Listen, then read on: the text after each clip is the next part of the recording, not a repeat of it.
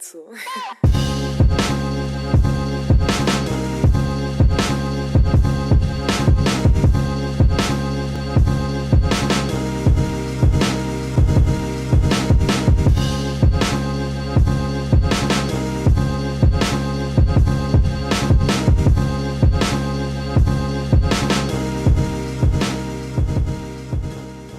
What's up guys, my name is Trent and today I'm going to be reviewing a replica of the Yeezy Boost 350 V2s in the Beluga colorway. And before I get started on this video, I wanted to give a shout out to Joy at aj23shoes.com for sending me a pair of these to review. Without you, I wouldn't have been able to do this, so thank you. So let's jump right into it. These are the shoes right here. I'm sure you guys have seen these all over the internet, but I'll give you guys a quick 360 of what they look like. So my first impression of these guys is that they were really nice actually. I know there's a ton of replicas of this shoe and there's a lot of problem points in them where you could tell right away those aren't authentic. But on these are really a premium replica and there's not a lot to tip you off that these aren't the actual shoes. So let me go a little more in detail on these and I'll show you what I'm talking about. So let's start off with the upper of this shoe, specifically this stripe across here.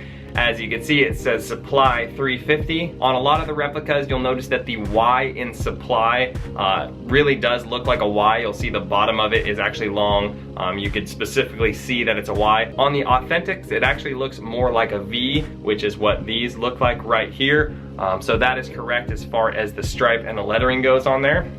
If we move up to the front, this fades into the toe. And on some of the fakes, it starts to fade pretty early, but on these, it's correct. It fades just right as it hits that center seam line there. So that is correct. And then if we turn around to the back right here, this is a common sign that they're fake, is that this line will actually continue past that seam right there.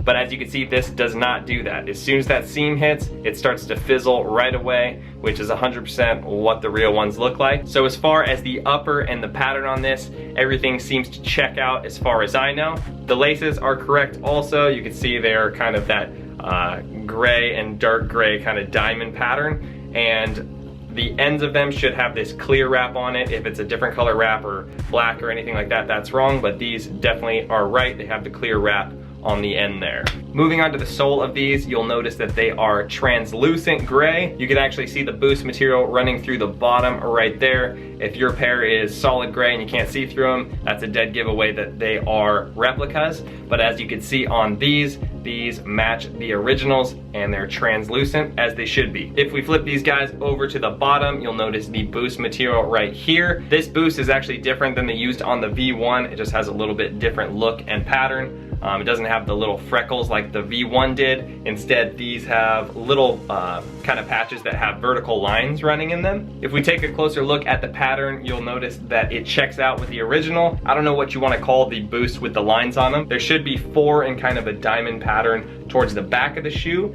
and then 3 going vertical up towards the front of the shoe. And as you can see, these check out with the originals. So now let's take a closer look on the inside of the shoe. So if we take a look at the insole here, notice it's gray. It's got kind of lines running vertically up and down the shoe. And it has a little bit of a sheen to it, as the originals should. Then it has the Adidas Yeezy branding screen printed on the back where the heel is there. If we flip it over to the bottom, you'll notice that the pattern does match the original. Adidas in the back, we got this kind of texture up to the front, even down to that little kind of serial number where the arch of your foot would be. The only thing that would make these not quite true to the originals is just how the logo is actually embossed in the heel here.